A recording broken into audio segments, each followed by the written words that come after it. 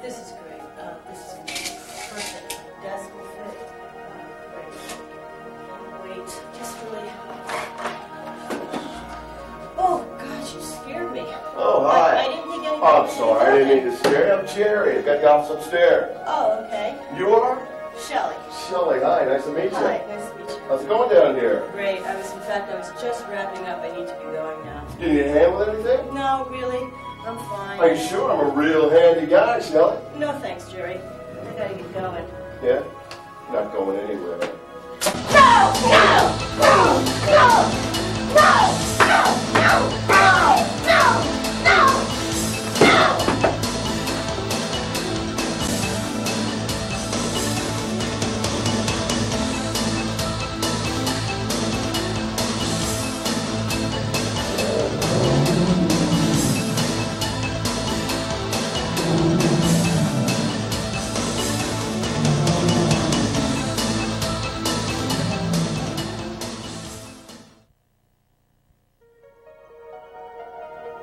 Most women think, but it will never happen to me.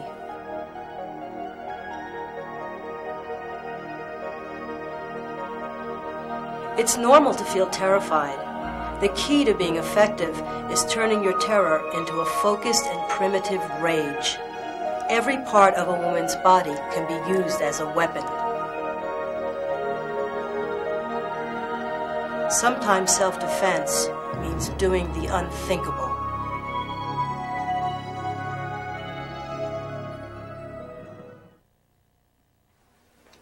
Hi, I'm Melissa Soalt, also known as Dr. Ruthless. Welcome to my program. Since 1987, I've taught thousands of women how to fight back and protect themselves from danger. Initially, many women express concerns that they don't have it in them, or that they'll just freeze or panic. Of course, fear is normal and to some extent healthy. But that capacity for aggressive self-protection is hardwired in all of us. All female creatures possess this, and so do you. Trust me, that beast girl is in there somewhere. Remember, once upon a time, about 50,000 years ago, we were all who I call Neander babes.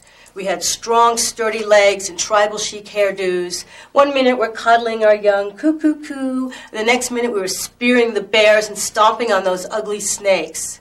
This is part of our ancestry and female heritage. Concurrent with the physical techniques I'll be teaching you, my job is to unearth this capacity and reacquaint you with the beauty of your beast.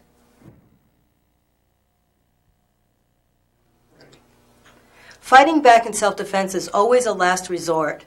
Avoidance, awareness, knowledge of how criminals operate, and some simple assault deterring strategies are your first lines of defense. I've boiled these down to 7 essential principles.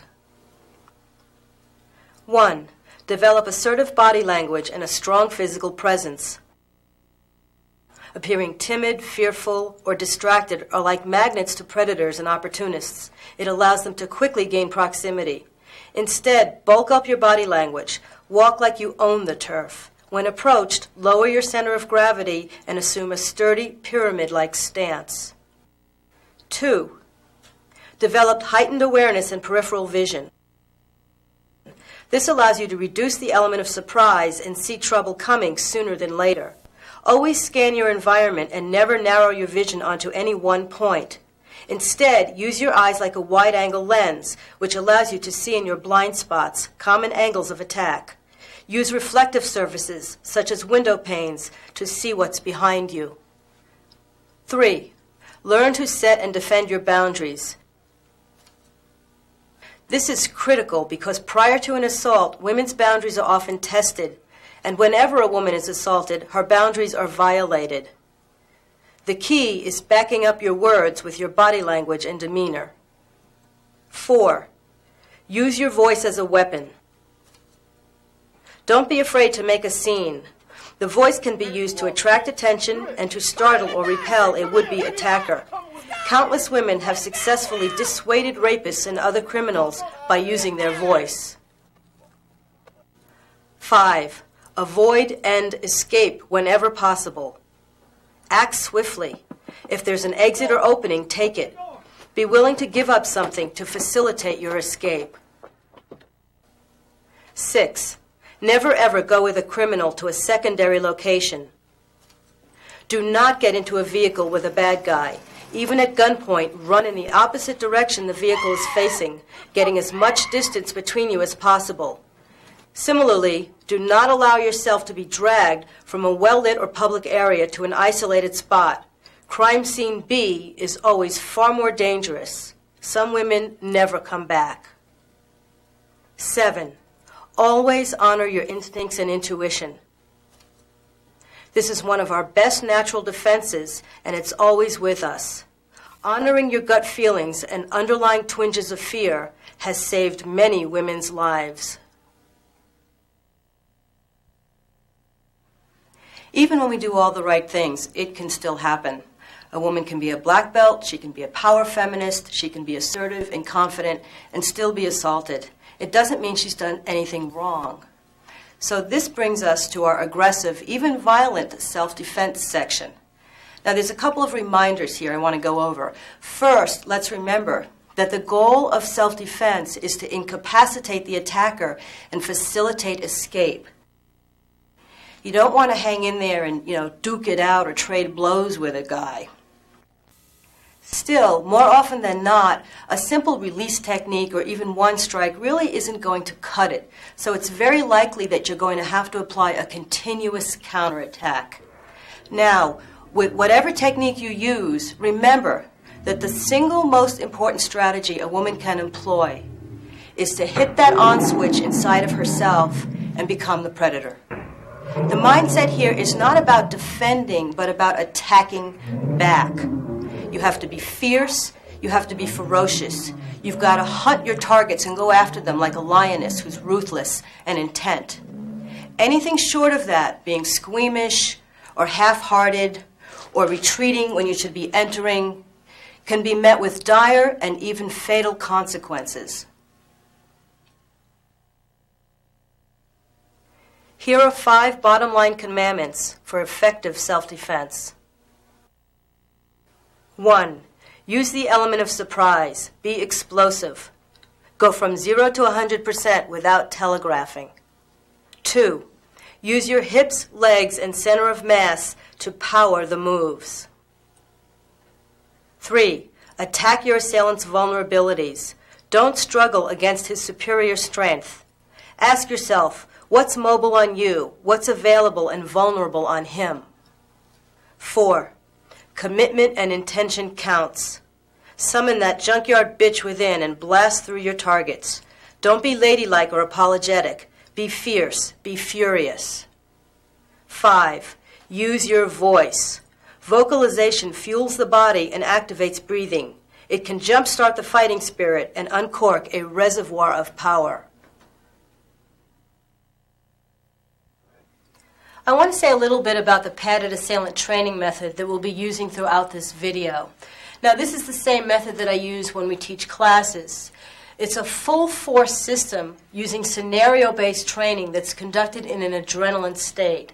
Now, you can see here that Michael is outfitted in all this garb. So the beauty of this training system is that I'm able to demonstrate and apply the techniques full force, no holds barred, under the pressure of a simulated attack. Now, even though I know in my head, I know it's really Michael in here and he's a really nice guy, and my students know this as well, my body doesn't know the difference. It feels real, and it produces the same physiological and emotional responses as if it were. Now, that's the beauty to this style of training. It's like if you really want to learn how to swim, you've got to get in the water. Now, translating this and bringing this into a video context also has some distinct advantages for you, the viewer. First, you'll get to see me deliver the strikes full power so you can really see what it looks like, and you'll be able to see the follow-through. You'll be able to see the impact that it has on a real body as well. Plus, you'll get to see the importance, and especially for women, again, typically smaller creatures, of the fighting spirit and why you've got to summon that in order to be effective in self-defense. Now, in keeping with the spirit of realism, the attackers, the guys who will be dressed up like this, are also going to be simulating the verbal attack that typically accompanies assaults against women and unfortunately often paralyzes them or crushes their spirit. So you're going to be hearing the harsh language, the foul language, the swears, the degrading language, because we want this to be as realistic as possible. Now, when you're watching this, you can consider this a training opportunity for yourself, because it's important to hear these words and develop kind of a desensitization and consider this like an immunization rather than allowing it to frighten you too much. So as you're watching, I want you to make sure that you keep breathing, keep your focus on me, because it might even bring up some feelings. You might get a little racing of your own heart or a little bit of an adrenaline dump, or it might frighten you a little bit, the intensity of the whole thing. But from my point of view, that's good because it provides these training opportunities for you, even while you're just watching some of this, to practice the principles that I'll be talking about to help you move through that fear and into a position of power. Now, I also want to say, to reassure you, I want to remind you that they're really not getting hurt, okay? Even though I'm going to be using full force strikes and so forth. He's very well protected in here.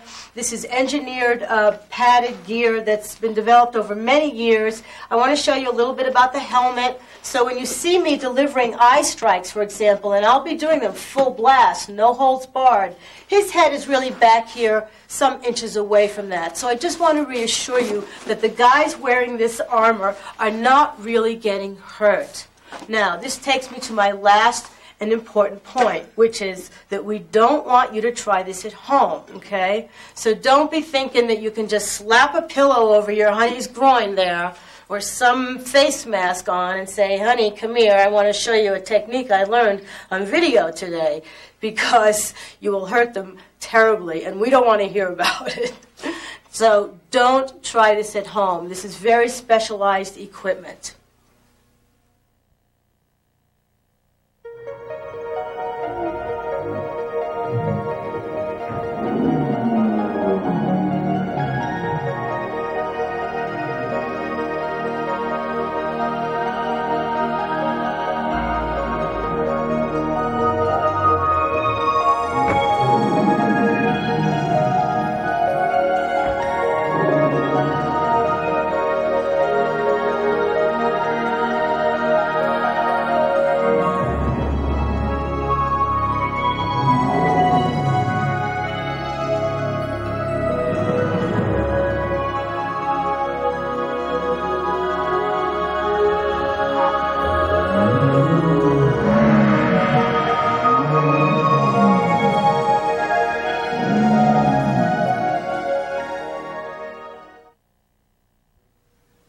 Okay, before you learn all these strikes, you have to know what to hit. So first we need to take a look at what the targets are on the body, and then we're going to look at what our natural weapons are. So let's look at the targets first. Starting from the top down, the eyes are a vulnerable target. The nose is a vulnerable target. Different weapons can be struck against the nose area. The chin and lower jaw is going to be a good target for some strikes. The ears are a good target for clapping and whacking. The throat is a great target if you can get it. All kinds of strikes can go into the throat, elbows, hand strikes, as well the side of the neck where the carotid artery is. There's a lot of off switches in there. Now, moving down the body, the only place in the chest we're really going to involve ourselves with, because you can pound on a guy's chest all day, it's not going to do anything. You know, that's why Tarzan pounds his chest. It doesn't hurt. But there's this one place here, this little bony plate, that's right in the middle of the chest where there just isn't a lot going on, so that's another target. Then moving down here, we've got the ribs, and especially the floating ribs. May I peel you up here for a sec? The floating ribs down in here. This is an excellent target. Elbow strikes can be struck there, knees, etc. The solar plexus, okay, you know, it might be available to you. And again, because some guys are so built up, sometimes it's not going to do much, so the ribs are better if you can get them. Now, moving south down the body, we have the groin. I don't think a whole lot has to be said about that. But the groin, especially in assaults against women, this is really important because in these close range engulfing and grabbing kind of situations, the groin is often available to you. And it's better to use a knee, which we'll get to that. So the groin, now even if you can't get the groin, because nothing's going to work all the time and nothing's always open or available, the lower abdomen, which houses some important organs, can also be struck. We're talking pretty much about knees here as well. So this region is great. And if the person, you end up outside a person, in other words, I'm over here instead of in front of him, the femoral nerve is another target, which basically is, if we drop the hand, it's pretty much at the bottom where the fingers are. This is an excellent target that also we can use the knees against. And if you hit it, you can drop a really big guy. Moving down the body some more. We've got the knees. There's all kinds of kicks that can be struck into the knees. Knees are sort of nature's mistake. And we also have the shin region, which we're also going to show you some techniques for striking in here. Last but not least, from the front of the body, is we have the instep, which is this area of the foot. There's hordes of bones that are below the ankle. It's a good stomp from hell. A serious stomp could easily break, crunch a bunch of bones there, which will at least slow somebody down, if nothing else. And then if we turn to the back here, this nape of the neck, base of the head region is also a good target area. And any place along the spine. Any place along the spine, particularly when we get to the ground defense and the kidneys, a good solid axe kick or something like that will do a hell of a lot of damage to this area of the body. So we're pretty much sticking to center line targets. Nothing complicated, nothing fancy. You get to the center line and you hit one of these targets. Okay, let's look now at what we got going on for us in terms of natural bodily weapons. I like to think, first of all, about all of our body parts as power tools and kind of get out of this dainty feeling for our body and really think of them as strong tools. Now, starting from the top down with me, I can use my head. What do I mean by that? There are headbutts where you actually use your head to strike, particularly to a soft area like the nose. Teeth are a great weapon. You take a chomp out of somebody. Thanks, Bryn. You can easily chomp on any part of the anatomy. I mean, I know it may sound kind of gross, but again, you're in a life-threatening situation, a rape attack. Your teeth are there. You bite down on whatever you can. Moving down my body now, I'm going to look at my hands.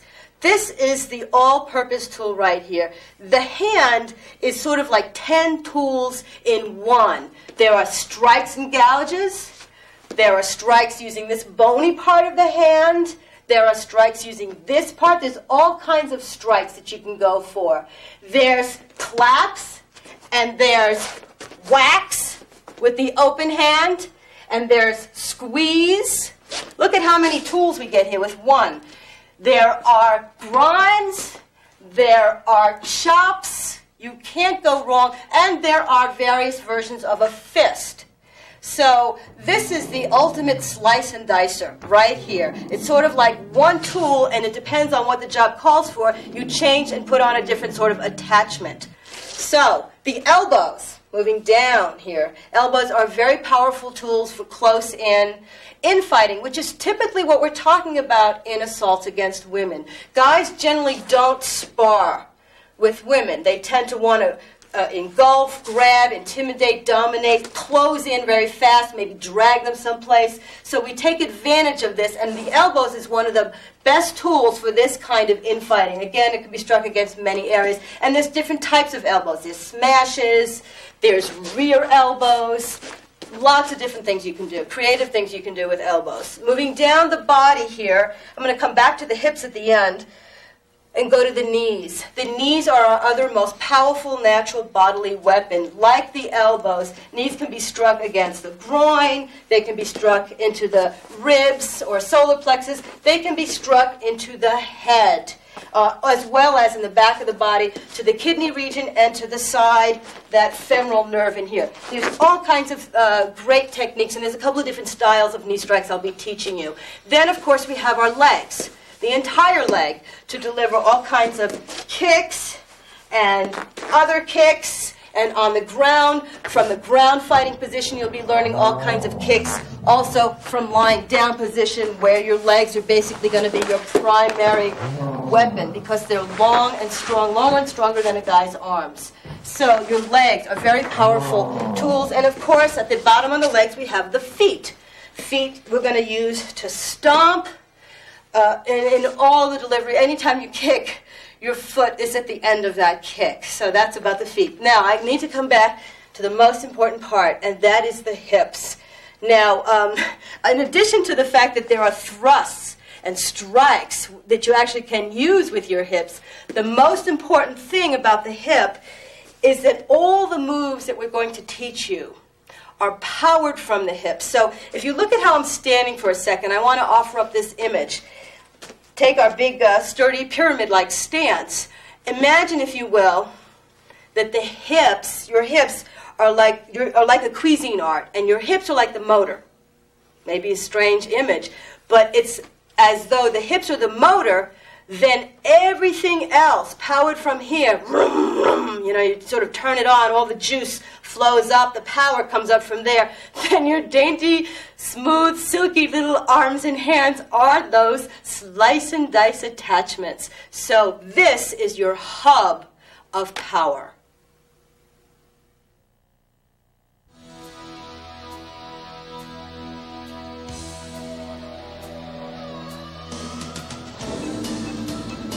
All right, explaining a little bit about the eye strike. First of all, the target obviously is up here. So what I'm doing is I'm stepping in with my whole body to get very close as I deliver that strike. It's not going to work from a distance. I can't just stick my arms out there because he'll see that coming and catch them, which makes things a lot more difficult. So this technique, like all of these techniques I'm going to teach you, they're basically going to come up the center line of his body, which makes it more difficult for him to see them. I don't wing out like this, because he'll see that that's a big move, it telegraphs everything, and he'll just block it.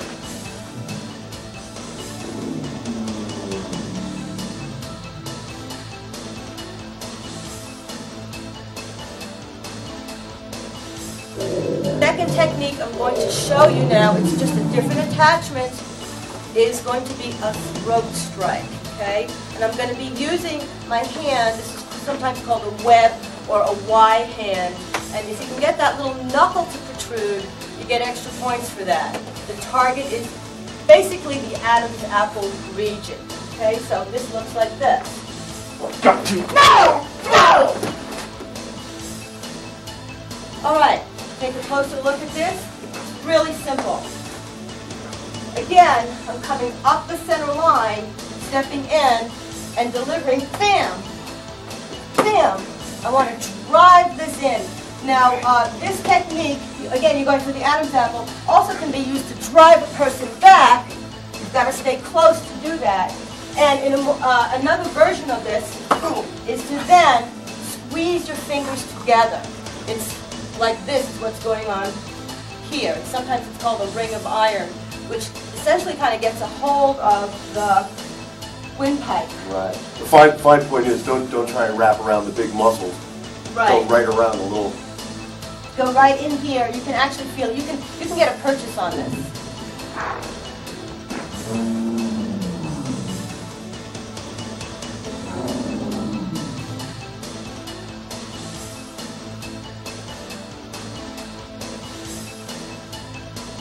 The next one I'm going to show you is a palm strike. It's the classic tool for any self-defense or martial arts system. I'm striking with the palm of the hand, okay? And again, the target is going to be the throat or the chin area. So this move looks like this. Teach you a lesson. Go! Right in, okay? Check this out here. I'm going right into the face. Again, look at how close my body gets to his, and the power in this is coming out of the hip. Let me show a little bit more specifically some of the mechanics here, because this is really important to get the mechanics right. Again, the target region. We're going for under the chin or jaw. You can also go into the nose. This is partly going to depend on your height differential and what you're dealing with. Because we're both smaller here, I can use this in a number of targets. If it was a taller guy, I'd be coming up more. Now, a few things I want to say about this. Unfortunately, this is one of those techniques that's often taught very poorly. And I'm going to tell you what I mean by poorly. You don't just move your arms. This is not going to work. It's not patty cake, okay? You don't just do this. The power in this move, I'm going to exaggerate this a little bit so you can pick up the mechanics here. First, again, I'm always lowering my center of gravity, so I've got a really nice stable base, pyramid-like base underneath me. This is like the launching pad of all the techniques right here. Now, slowly, as I do this, I step. I'm still going to close that distance. I'm exaggerating a little bit, but from here, it's almost a shot put. I wind up, rotating through the hip. Bam! And that's where that strike comes out of.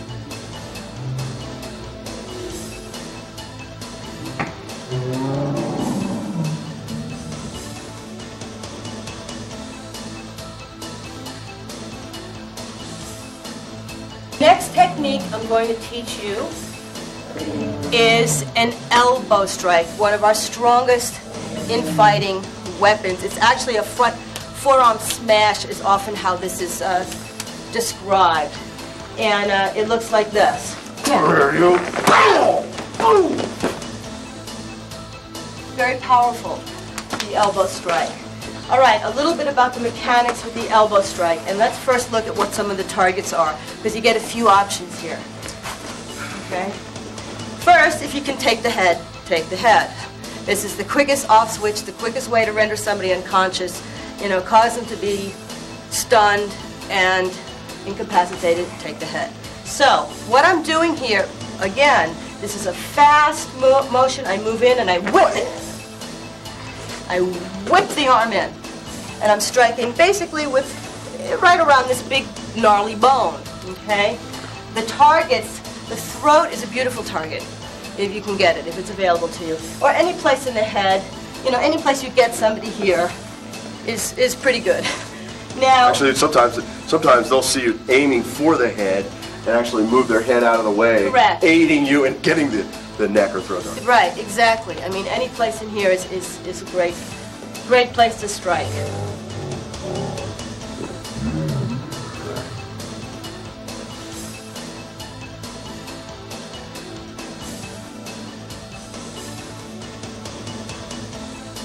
Let's look at a follow-up technique, okay, the groin strikes. The gist of the groin strike is that the power, once again, comes out of the hips. So what I'm going to do, and hope nobody's offended by this, but I like to call it the wrecking ball, because it's that kind of a slinging motion in my hips. Bam! That's how you get the juice into the knee strike. I want you to watch here. I'm going to make a couple of more points. Here again, it's not going to work if I'm far away. First, you're not going to reach, and second of all, no guy on the planet is going to stand there and let you whack on him. The beauty of the groin strike, in particular in attacks against women, because these engulfing, grabbing, very close range tactics are most commonly used, it allows you to get in for the groin strike. But I've got to get the hips in motion. So the move itself is that there's a little step, I close the distance a little, and I step down, a drop. This is kind of like loading the spring. And then my back leg is going to sling from underneath, okay? So the finished position for a moment would be like this. My back gives way just ever so slightly. That's what enables this to come through. I'm not doing this. There are different types of knee strikes, but it's important. I don't want to knee and pull back and keep myself in this kind of C shape here, because that shortens the stomach muscles and you don't get that nice slinging of the hips. So the style that works best is, by the way, if he's got my wrists, I'm not going to get tense, because then he's got total control over me. I hate that. So I'm going to just relax, because all he's got is 2% of me, and I have 98% that works really good. Bam! Then the hands come out really easy. All right, back to the technique here. Swinging the hips, so step, strike, step through.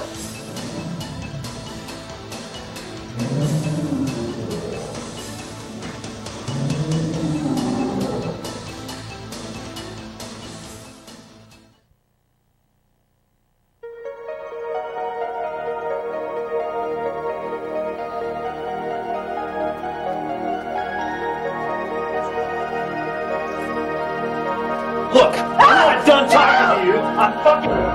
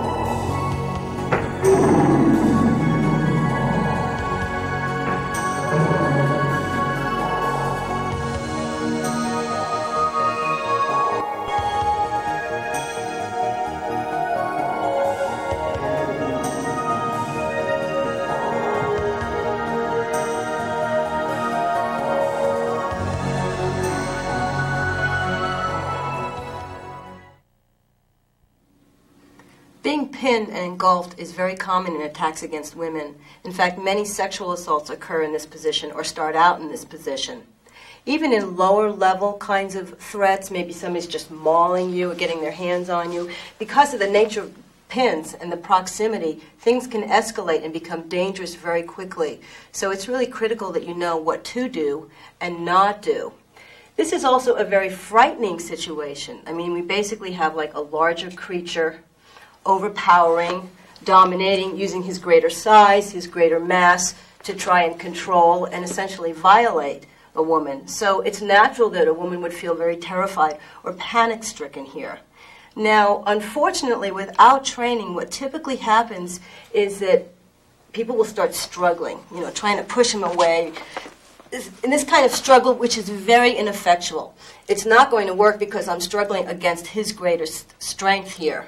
And also, I might actually escalate the violence. This might piss him off more, and also it might even arouse him in some way. So I don't want to do that. Plus, if I start struggling, I've basically betrayed my greatest technique, which is the element of surprise, or the crown jewel of techniques. So you don't want to do that, okay? So let's take a look at what you do want to do.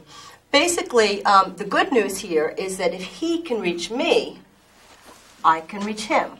If I can reach him, then I can also damage him. So this is where we've really got to employ the strategy of immediately attacking back. You can't test the waters. This is the concept of a reversal, which we'll also be using when we get to the ground defense and rape defense from a lying down position. So essentially, what you're going to want to do is be very explosive, go very ballistic into a vulnerable area, and immediately attack back 0 to 100% without telegraphing or testing the water in any way. So I want you to watch as we do the next scenario, and watch for that moment when I make that switch and I go from sort of ragdoll to ballistic, because that's the key, is to hit that on switch and go off. Smart mouth, bitch, I bet you think you're fucking... Ow! Groin!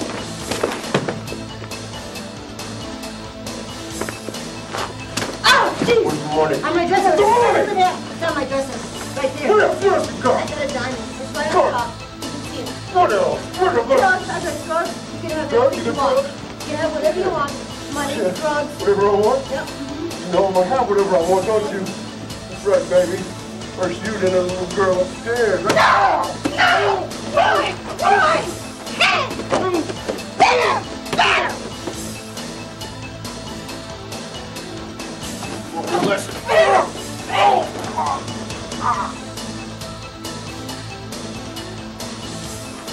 Time to get to work, bitch. Down on your knees. On your knees. No! No! No! No! No!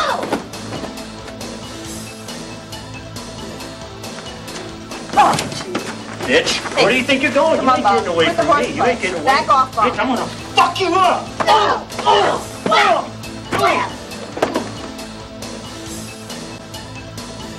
Bitch, I'm gonna fuck you up.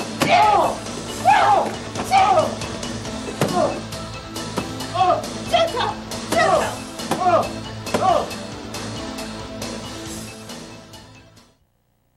Okay, so let's take a look at the techniques that we used here. The first one that I used is the eye strike. Now, I also have a couple of options here. I can use my thumbs and make a little fist and then drive my thumbs into his eyes. Or I can just put my hands this way and then very suddenly, bam, drive the thumbs into the eyes. Any one of those is completely acceptable. Then, of course, I immediately, in these off-the-wall techniques, latch onto him and use that real close range, boom, knee strike. Basically, what I want to do is stick to him like white on rice and just impale him with techniques until it's safe for me to escape. Now, to throw him away, I'm basically going to pull down on one side and press up on the other. It's almost like a steering motion here. And what that will do is toss him away, and he will lose his balance. And I'm sending him on that diagonal to that corner there. Okay? And this would be my opportunity to escape. Now, in this situation, again, he's compressing me. So there's no place I can go. I'm going to go down and pop up.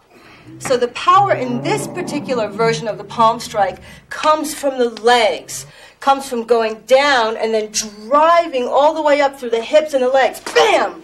The beautiful thing about this palm strike, if you're in a pin situation, is that the person can't be too close. He could be this close, in other words, and if I can go down, I can come up. So you really don't need any distance. And again, I'm coming right up that center line, so he really doesn't get to see it coming. Because they're below my line of sight, so I never see the strike. Never sees the strike. Up, down, pop up. Now, here I'm also going to introduce you to this idea of latching on to the person, not just to strike them, but to spin them and slam them.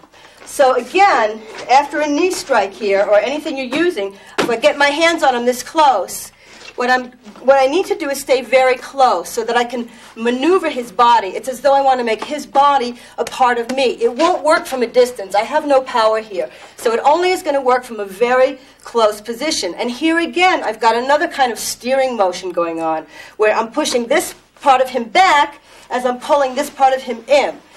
And that's what gets him to basically move around the central axis. So from here, slam. Okay, it's really pretty much that simple. Now, in this situation also, assuming that I had to do more, I could deliver an elbow strike from this range, a groin strike, I could palm strike him, I could stick my fingers in his eyes, I could do just about anything from here. Okay, so the slamming, again, you latch on, it's a push-pull, and you really manhandle him. There's nothing dainty about this. Now, the next technique, again, that I'm using is an elbow strike. Once more, this one is just close range. It's very fast, it's very explosive. The thumb goes towards the chest as I'm delivering this move. If I can reach the head, in a situation like this, given our heights, I could immediately take the head. Otherwise, I'm going to go into the ribs, the solar plexus region in there. Now, this one also had a little trick where I slapped his nuts. There's no better way to say it. Basically, after the elbow strike, I just whack him. It's an open-handed whack. That's really all there is to it. You can see the lower body gets hit, the upper body or the head tends to come forward and vice versa. So what I'm taking advantage of is I'm going to leave my hand on there. Now my other hand is going to come up from the back of the neck or the head. Again, I have one part of me slamming him one way, and now I'm also putting him another way. So I keep using this principle of push and pull or down and up. This is back and forward. And I'm going to drive him. Notice that I come with. Once again, all these techniques from here, I have to be very close. It's not going to work from a distance. Remember, this is close encounters of the wrong kind. So I'm slamming him here, hand goes here, and driving him forward. See, again, at the finish, that I'm close to him until it's safe for me to get away. There are situations, for example, maybe he's putting a close-range choke on me, or there's just a lot of motion going on, and I just can't get up the middle to the eyes or the throat or any of the centerline targets. So while he's messing with me, I'm going to sneak around to the outside. This is a very explosive move, and I'm whacking. It's just like, bam! It's as though I have like hot water bottles in my hand. Bam! I want to like bust his eardrums. In fact, if done correctly, you can actually knock somebody out this way. And also, it will sound like a bomb going off in his head. At the very least, it's extremely disorienting and it affects the whole nervous system. So it's hard for a person to maintain their balance. But you can't, again, you can't be polite about it. It's wham! So once I had that going, again, anytime we're in range, latch on. Our knees are one of our most, knees and elbows, one of our most powerful infighting weapons. Strike. Now, another new move here. His head, as it comes lower, anytime I can get my hands on his head, I'm also going to do so to deliver a throw.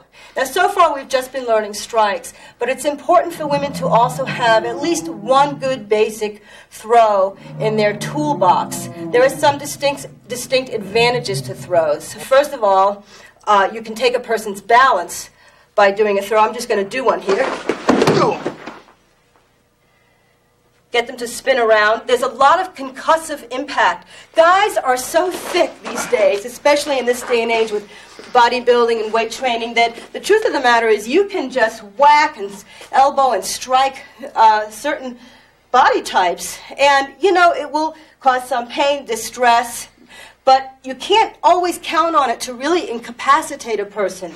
So it's important to have something like a throw in there as well. So this is a very simple one. The simplest way to think about this is that where the head goes, the body follows. Very simply, if I move his head, okay, any place I move his head, look at him, he's going to start losing his balance unless his feet can go with him. So basically that's what I want to do here.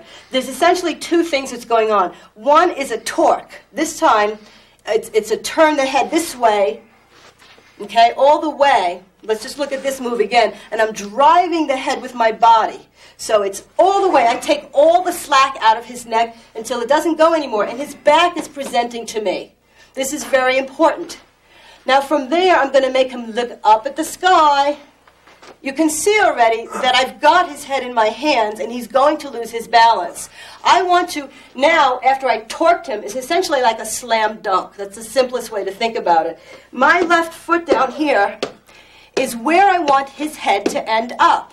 So I don't want him to fall on me, so I'm going to get me out of the way and just keep spinning. Look at this move one more time. So again, anytime you can get the hands on the head, anytime the head comes down and it's in range, this is another powerful tool for you.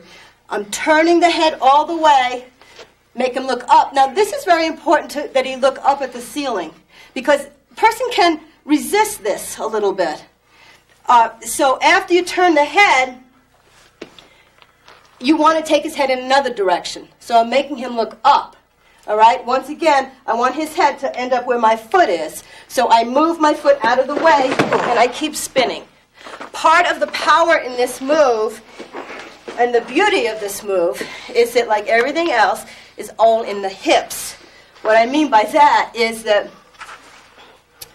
watch my body here. The more I spin, the more power there's going to be in it. So from here, it's really, it's almost a corkscrew kind of thing. So as I step my leg back, I'm going to slow motion this for you. I turn. This is sort of the big slow motion version, and I really put that twist in my hip. And it's that spiraling. It's almost like water going down the drain. This is how to get a very powerful throw to happen.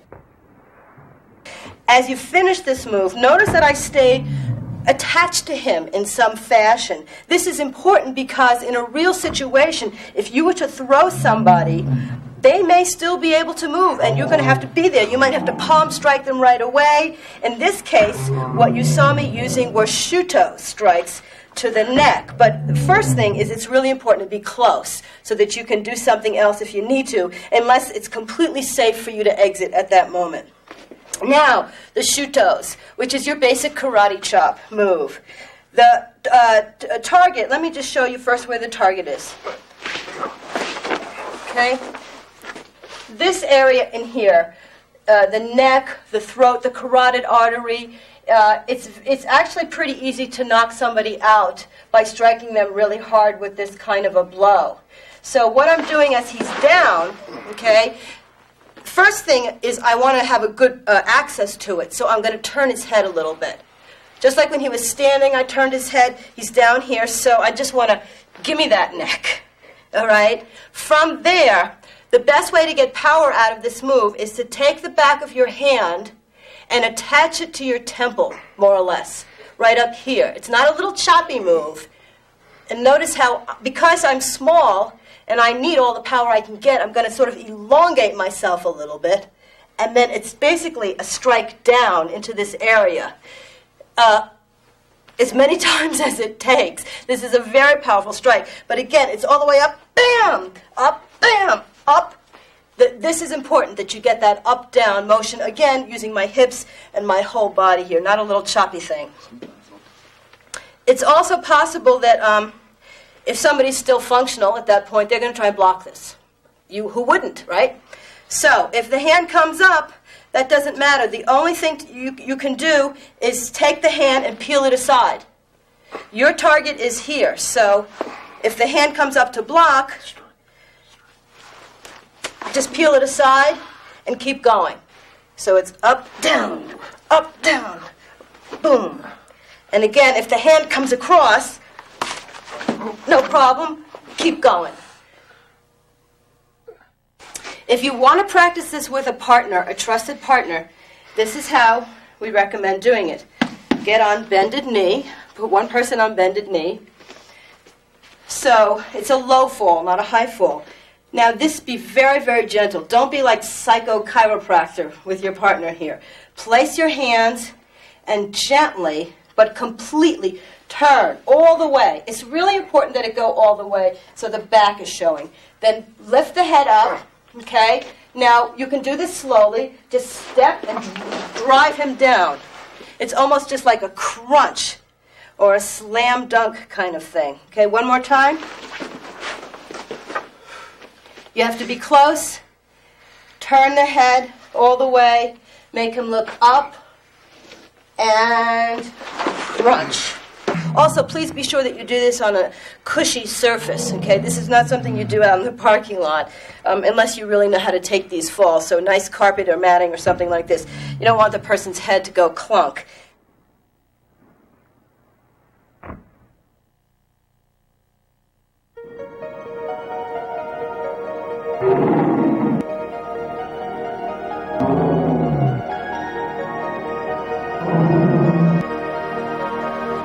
Bitch, you're coming with me!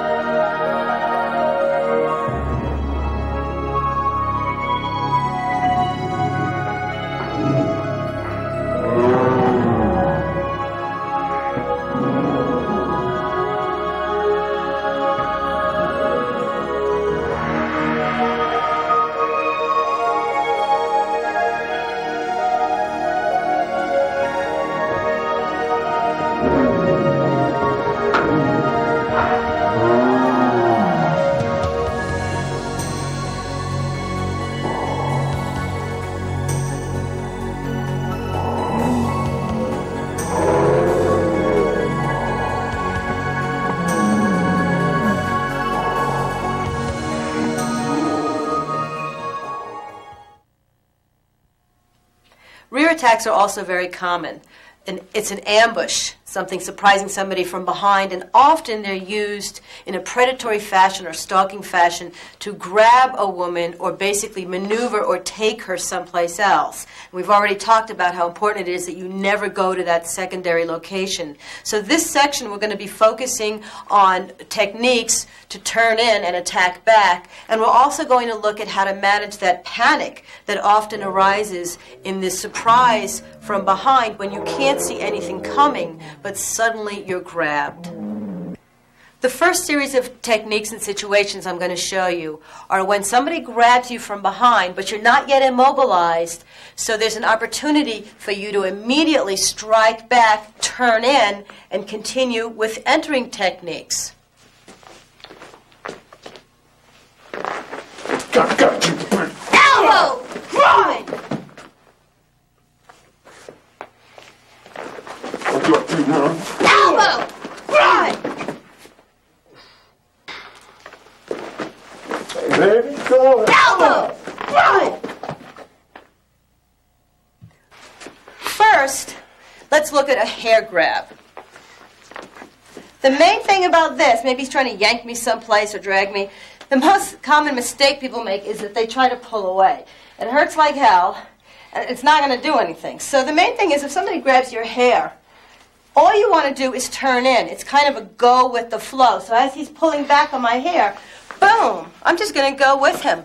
If I can strike into the throat and the face, that's ideal. If it's a big, tall guy, it might end up being boom, into the ribs or solar plexus region. I want to make a few points now about that elbow strike because this is going to be one of our main tools in these rear attacks. So, the mechanics of the elbow strike. I'm reaching forward. I need to look back at my target. Okay? The target is going to be in the throat or the face region, ideally. So this is to get the most power out of this strike. It's like I'm reaching on a power cord. I'm going to start the motor. I look, I step a little bit closer, and then at that last second, I'm going to take the shortest distance between point A down here and point B. Boom! So it's like a spearing motion. So when I finish, my elbow is thrusting through whatever my target is, and notice that my whole body is facing the same direction. This is very important to transfer all that power and get the best technique. Looking one more time, I reach, I step, strike! All the way through. So if he pressed on my elbow right now, you'd see once again that my body is unified as one piece. Transfers all the way down to my heel here. What's most important and the biggest mistake that people often make is that they whip around. And in whipping around, you can miss the target. And now your face and your throat and this whole area is open. So again, you want to spear through him. Reach, strike! All of me turning and facing him here. Okay? So that's the gist of the elbow strike. Now we're going to look at rear attacks where you're immobilized. You're grabbed in such a way that you can't immediately turn in. So you're going to have to do something else initially to release the hands so that you can then turn in. No! Slap! Slap! Elbow! Groin! I'm always poised for that next move, hunting my next target here in spirit. All right, let's take a look at this. First, I want to explain something about what to do when you get grabbed. Because typically, when a person is grabbed, they don't know what to do. They're going to start struggling like this. Notice I rise up out of my center here, come up, and I just start struggling. This is not going to work. All it's going to do is exhaust me, and again, he's going to bear down harder and become even more violent. So the first thing you really need to do here is gather yourself on the inside, and also you're going to protect your center line. So what I'm doing is this. No! Okay, a couple of pointers about what I'm doing here. First, I want to say that it's very startling. If somebody comes up and aggressively grabs you from behind, one of the first things you have to do is stay on the planet. Literally, get yourself focused, get yourself grounded. So this has to do with preparing yourself on the inside. So what I'm doing when I yell no, and I come down a little bit, lowering my center of gravity, it's as though for me I'm kind of summoning all my forces, and I'm gathering myself for this, because those first few seconds, literally the first 3 seconds of an attack are critical, and you have your best chance of damaging someone and facilitating escape then, because the longer a person has control over you, the worse it generally gets. All right, so let me just show you one more time that opening move. No! Yelling is important too, because it galvanizes the force, the fighting spirit inside of me, and it may well startle him, but again, we can't really count on that. So here I am, I'm covering my center line. This is important too. If my arms flail back, he's doing the Heimlich maneuver on me, but thank you, I'm really not choking, and it could knock the wind right out of me. This is very common. So also, even if I can just get a piece of my arms immediately in front and cover, he can pick me up. You know, it's not the most comfortable position, but what it does is it protects my diaphragm and the breathing apparatus. So the first thing, again, is bring the arms in, even if it's just a little bit, to buy yourself that buffer. No! And you really got to get down here. So this is kind of loading myself for the fire that's about to explode. All right, so after this, no! If somebody is behind you, that means the targets are behind you. If your hands are free, very simply, all I'm going to do is move my little snake hips over to the side and take my little hand here, whack, and slap back. Doesn't really matter whether it's the front of your hand or the side of the hand. Again, it's just boom, in. Notice again, I can't emphasize this enough, that I'm on him already. This is not ooh, ooh, ooh, clap something and run, all right? That's a defensive, retreatful mode. No! Slap! I always I'm ready to go in, so I slap back. Now, from here, of course, there's a couple of different options, but again, once I'm here, I want to keep attacking unless I can quickly get away. So there might be an elbow strike opportunity from here. There might be, you can latch on and use your groin strikes. There's any number of things. You could strike up into the face if you've got like a really great back fist or something like that. You could chop into the neck or throat. It depends on the size of the person. But the main thing is, once you get that opening move, slap, boom, you've really got to keep attacking. You want to explode not like a firecracker all over the place, but more like a bullet. You want to be very focused and intent. Now, let's look at a couple of other options that we have from rear attacks. Okay, so from the first move again. No! For some reason, if I can't get my hand free, or he's wearing a giant coat or whatever, and I don't think it's going to work, a couple of other things you can do. One is to kick back into his knee. And this is basically just bring your leg up and kick back, turning your leg. It's best to turn your foot out when you do this move. Okay? You want to blow that knee out. All right? So the move again looks like this. Boom. Now, another option you can have is to stomp the foot. Okay? If somebody grabs you, chances are their feet are going to be nearby. So this is that big old stomp from hell. And you want to use my heel to drive down. I'm going to stomp the floor right next to his foot. No! Okay, check out this move. This is a big one. It comes from the hips like everything else. It looks like this. No! A big-ass stomp is what we're talking about here. Right here onto the instep. Notice that my foot, the finished position, driving it down, crosses his like a T again. I'm not going this way, which you might miss if you go that way. I don't want to go for the toes. I want to go for the bridge and kind of crush it. All right? So that's another option. The last option I'm going to show you is also, actually I'm going to strike with my rear end, a hip thrust. Boom! Now, if you practice this with a partner, you'll see how powerful this can be. It may not look like much. Surprisingly so, yeah. So as soon as the grab comes in, no! Can buy you some distance. Then I could get a giant pendulum swing going here. Or again, if escape was immediately available, I might be able to take that. One more thing about this hip thrust is if I extend my arms forward. No! At the same time, it will help to break his grasp. So, once again, you gotta love those hips.